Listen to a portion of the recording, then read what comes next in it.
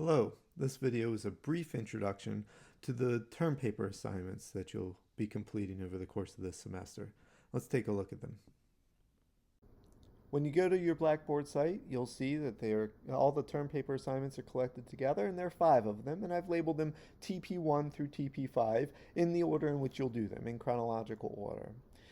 The first one is the proposal assignment, and you'll see that that's due at session 14 on 10/19, and it's due before midnight that day, right? Otherwise, it drops 10% per day.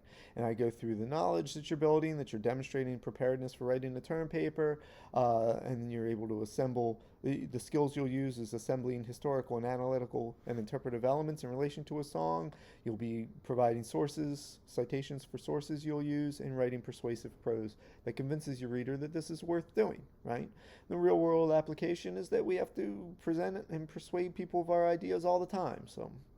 Um, Now, as far as the song goes, so the term paper, the idea is that all 5 of these assignments will lead to a final term paper, right? So you're building it up slowly over basically the second half of the semester, starting with this proposal, which is in some ways the easiest of the assignments. The idea here is that you can pick any song you want from anywhere in the world in popular music prior to 1960, so up to 1959, right? The only other stipulation is it can't be a song that I've discussed in class that's on my syllabus, right? So it can be any other song. So you can do a song by Chuck Berry, for instance, but it can't be Maybelline because that's the one that's on my syllabus. So you could do Johnny Be Good if you wanted to do that or whatever. All right, and then for this assignment, for TP1, for the proposal assignment, you're just basically, this is another worksheet. You're filling out the items on the worksheet. So the first part will be just telling me what the song is, who wrote it, the name of the recording artist, and so on. Then you'll give me a proposed title, because titles do work. You don't want to just call it analysis of whatever. The title should give me some insight into what the paper's about. It should be a creative title. So you'll guide me through that, including telling me what you think is good about your proposed title. And I might not agree and suggest a different title. We'll see. Then historical matters, and you just, again, you answer the various questions that I have here, and analytical elements, and then finally, what you think the interpretation will be, right? Including writing a proposed thesis statement. So for this one, this is the easiest assignment. You're just filling out a worksheet.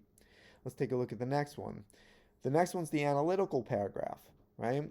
And again, I put out the due date, right, which is October 28th. And then this is building on the knowledge of writing analytical prose, that you're using the skills of analyzing music in a convincing manner, attending to multiple musical parameters, and writing persuasive prose. And of course, clear explanation is an important part of every real world event.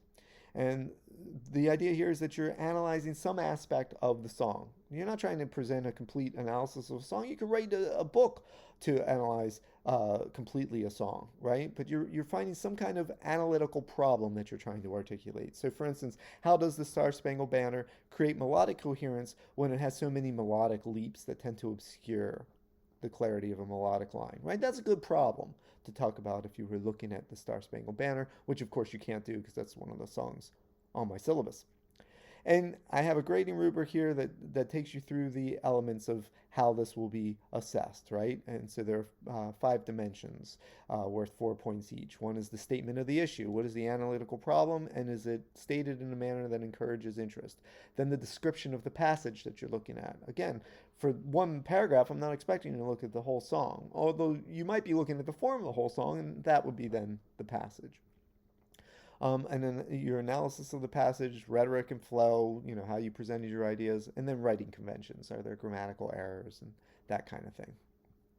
The next assignment will be the historical paragraph, and it's the same kind of thing, except instead of analytical information that you're gathering, it's historical information, right? And again, the idea isn't to write a complete context for the song, but rather you're focusing on some historical issue, some contextual issue that you will then use later in your interpretation. You're not going to tell us every little bit of information that you can find on Wikipedia or elsewhere on the internet about your song. You're building a specific focus of interest, right? So if it's not interesting to you in your interpretation that the Star Spangled Banner was written in the context of the War of 1812, then you won't talk about that, although that might be what you're interested in, right? So it'll be up to you. And you must cite sources for this, where you're getting your information. You've already cited some sources in the proposal assignment, and they might be the same sources here, or you might have changed your mind. That's why you're doing it again. And then once again, you have a rubric that takes you through how I'm grading this. The same thing applies to the next part, which is TP4, the opening paragraph, right? How to write you're going to be writing an engaging opening paragraph, and the idea is to catch the reader's attention, to interest them in your project. And so once again, you have a rubric that takes you through how that'll be assessed. Then finally, of course, at the end of the semester, on December 7th, you'll submit the complete paper. You'll have already gotten advice from me based on the other assignments as to how I think you should expand and revise what you've already done. You'll incorporate all of that and create a final document. And here you have what that document will look like, you know what the parts are, although that's somewhat obvious. And then there's a checklist, right? That you have to have a title, the opening paragraph must do these things, the historical paragraphs must do these things, and so on. And the idea is that I will be grading this based on how seriously you took the revisions that I suggested and how you expanded material. So once again, the point is to build this paper over the course of the second half of the semester. Obviously, if you have any questions, just make an appointment with me and we can go over it. If it's some really brief question, you can ask on email, but most questions about assignments like this would probably require us to speak a little bit. The big thing here is, of course, to pick a song that you like, that you think will be interesting and worth really looking into, both analytically, historically, and with respect to interpretation. All right, best of luck. See you soon.